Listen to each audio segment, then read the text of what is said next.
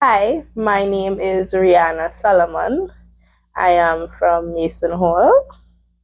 I've been saved all my life. But I would say from the age of about 12, I got a personal experience with Christ for myself. I'm accustomed hearing my parents telling me about Christ and, to follow the way and etc. But I think I asked God, I said, God, I want my own personal experience with you. I don't want to just be a Christian because of my family background also. And I remember going to this service. It was in the stadium, and this guy, he called everyone down to pray for them. And I went, and it was so much people that he couldn't pray for everybody. So he was leaving. So I was like, okay, probably next time. And he so happened that he passed next to me. And he stopped on his way out and he said, would you like to receive the Holy Spirit? Would you like me to pray for you? Experience the Holy Spirit in a different way. I said yes. And he began to pray for me, and he didn't touch me or anything, and he just went, and well, that was it.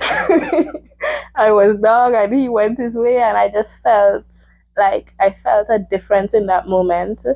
God spoke to me in that moment. I felt a different peace in that moment, and when I got up, I was a completely different person. Yeah.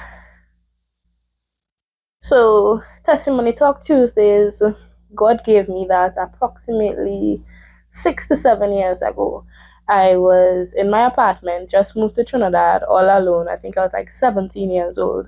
And that transition of accustomed being with mommy and daddy and brothers to moving back on your own was a bit scary. So one morning I was washing wares and stuff and preparing for school. And when I put my hands into the sink and I lift up the plate and I looked down, there was a big scorpion in the sink.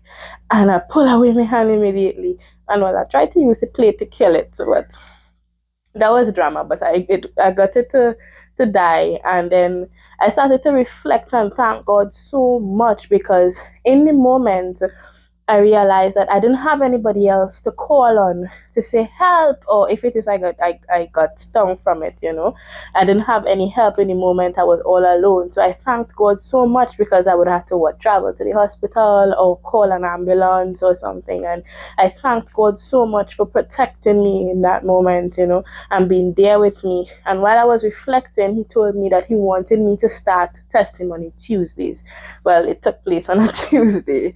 So he told me he wanted me to start Testimony Tuesdays because people need to hear of the goodness of God. Many times things happen for us and we know that it could only be God. But in the moment we just say, yes, God, thank you. But who do we share it with? If we don't share it with others, how would they hear? How would they know of the goodness of God? And he really told me to do this and to embark on this. And well, 6 years later, here I am. I spoke to my pastor. I'm very thankful for him. I spoke with him and he shared his idea as well, which was chase the setting sun. And we decided to collaborate on this. And I just want to encourage everyone. We created a platform here where you could come and feel free to share your testimony, whether large or small, it doesn't matter. Reach out to us and share your testimony for the kingdom and the expansion of God. I can see Testimony Tuesdays affecting the life of the hearers in a very massive way. I believe people need to hear of the things that God is doing.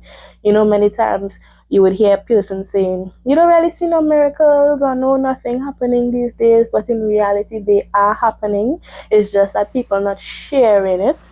And I believe, especially for the unbelievers or the unsaved, when they hear of the goodness and how they could relate to what we are experiencing, that would even cause them to want to come to Christ and see that yes, this God is really a great God. So I believe it could really help others and for other believers as well to know that yes, even though I may think that it's me alone going through this situation, there are other people who are going through it and God is doing it for them. So that could give them some sort of a hope to carry on and to continue to hold on to Christ.